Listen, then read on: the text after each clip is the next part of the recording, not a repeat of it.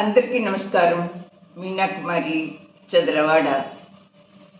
శ్రీకృష్ణ భగవానుడు అంతటా నేనే వ్యాపించి ఉన్నాను, అన్నీ నాలోనే ఉన్నాయని విశ్వరూప సందర్శనలో చెప్పారు కదా మనకి.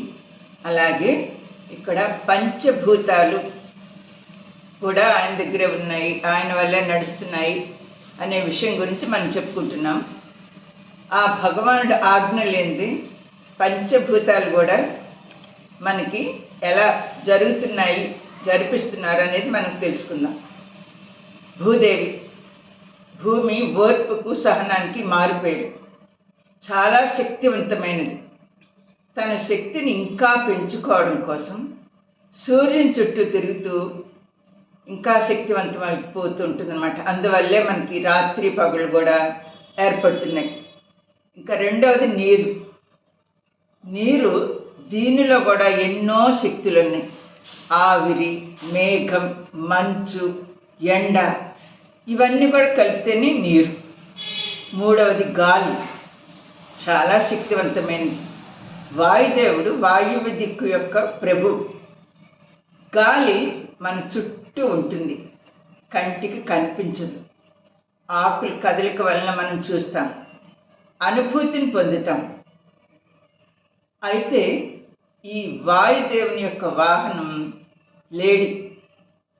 ఇప్పుడు మనం 5వ దానికి వద్దాం. అడవుల్లో అగ్నిదేవుడు అన్నమాట. అగ్నిదేవుడు 5 రకాలుగా ఉంటారు. సముద్రంలో ఉండేది బడవాగ్ని, ఆహారం జీర్ణం చేసేది జఠరాగ్ని, అడవుల్ని కాల్చటానికి కాలాగ్ని, ఇంద్రుని వజ్రాయుధం జఠరాగ్ని, సూర్యుడిని వచ్చేది అంటే రోహిణి కత్తిలో వస్తుంది కదా, అది జఠరాగ్ని. ఇంద్రుని వజ్రాయుధము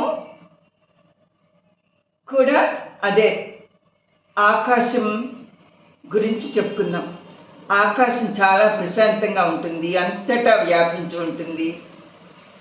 అయితే ఆకాశం నుంచి మనకు వర్షాలు కురిపించటం, పంటలు పండించటం, ఇలా ఆకాశం యొక్క విధి అన్నమాట.